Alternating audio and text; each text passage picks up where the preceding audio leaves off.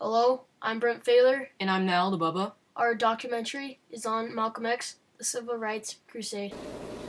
One of the first things that the independent African nations did was to form an organization called the Organization of African Unity. The purpose of our organization of Afro-American Unity, which has the same aim and objective, to fight whoever gets in our way.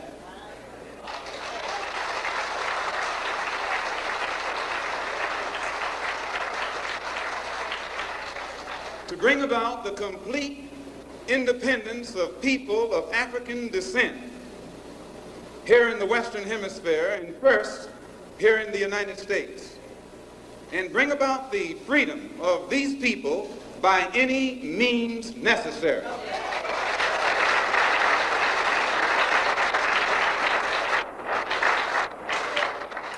Malcolm X, born Malcolm Little and also known as El Haj Malik El Shabazz, was an African-American Muslim minister and a human rights activist. He was born May 19, 1925 in North Omaha, Nebraska. He was assassinated February 21st, 1965 at New York City, New York. Malcolm's first encounter with racism is after his father died on September 8, 1931. His body was found by a trolley truck, his body ripped in half. Louise Little believed her husband had been killed by racist whites who did not want him to continue preaching the philosophy of Marcus Garvey. Marcus Garvey was a Jamaican political leader who wanted blacks to go back to Africa to avoid hatred from whites. The police report said that this event was a suicide, avoiding the life insurance plan his father had paid for. His mother was screaming. There were police in the living room trying to calm her down, and her Little was dead. Another example of Malcolm Little encountering racism is when he was in middle school. His teacher said, "We all here are like you know that, but you gotta be realistic about being a Negro. A lawyer, that's no realistic goal for a Negro.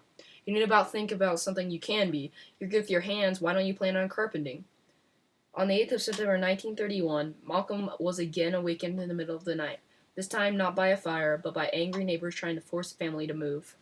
In the year of 1946, Malcolm Little was sentenced to 8 to 10 years of hard labor for larceny and served his time at Charlestown State Prison.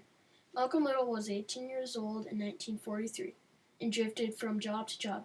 He sold marijuana, gambled, and did work for mobsters. Malcolm turned to this because whites would not let blacks people work for them.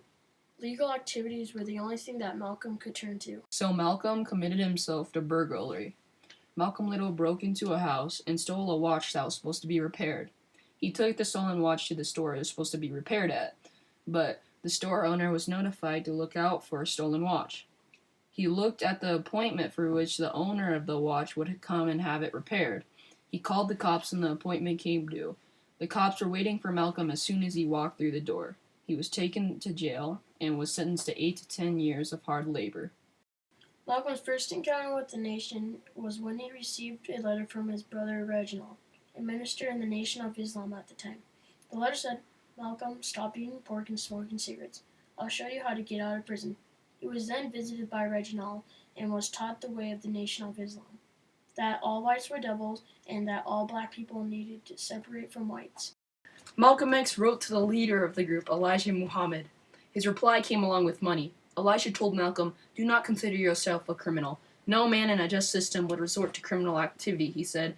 "You are not the criminal. The criminals are the whites who, through their racism, have forced you into the acts you have committed." Malcolm felt that he had not lived a good life, and he had turned away from experiences he considered worthwhile. The Nation of Islam wanted complete freedom, justice, and equality for the black man, and this is what Malcolm wanted as well. He wanted to be a better human being, and the nation was offering him a way. Convinced of their ideas and preachings, as soon as he got out of prison, he changed his last name to X. It has been suggested also that this movement preaches a gospel of violence. No, the black people in this country have been the victims of violence at the hands of the white man for 400 years. And following the ignorant Negro preachers, we have thought that it was godlike to turn the other cheek to the brute that was brutalizing us. And today, the Honorable Elijah Muhammad is showing black people in this country that just as the white man and every other person on this earth has God-given rights, natural rights, civil rights, any kind of rights that you can think of when it comes to defending himself, black people should have, we should have the right to defend ourselves also.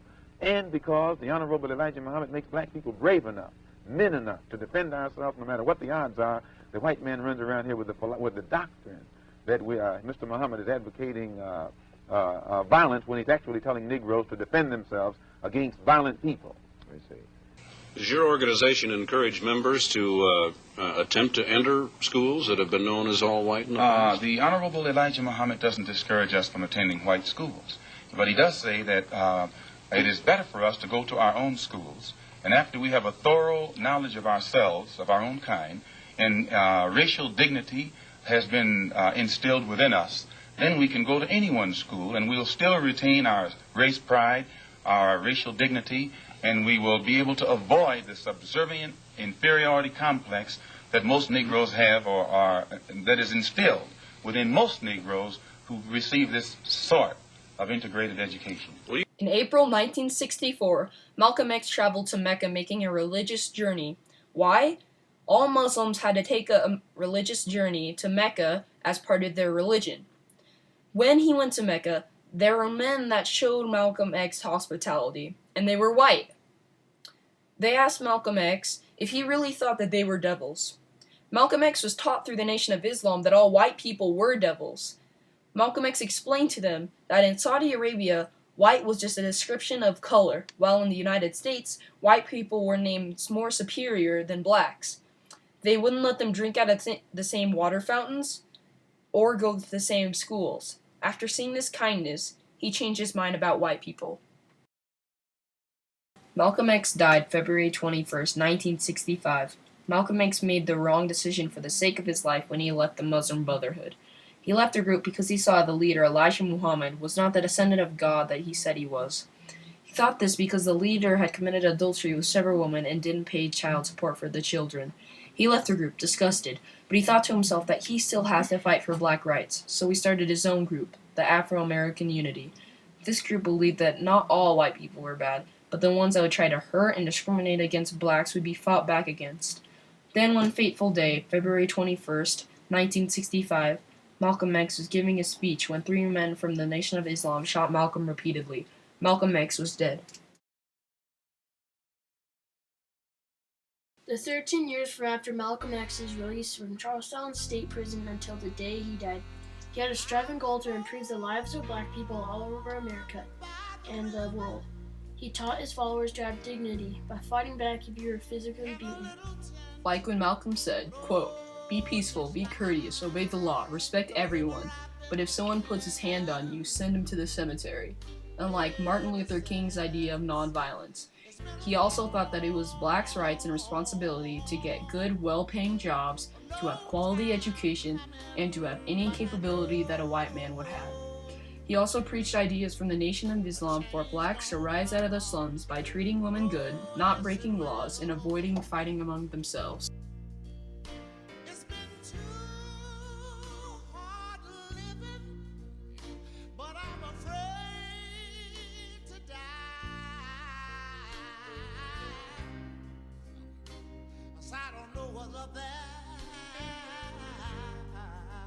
Beyond the sky, it's been a long time coming, but I know a change gonna come.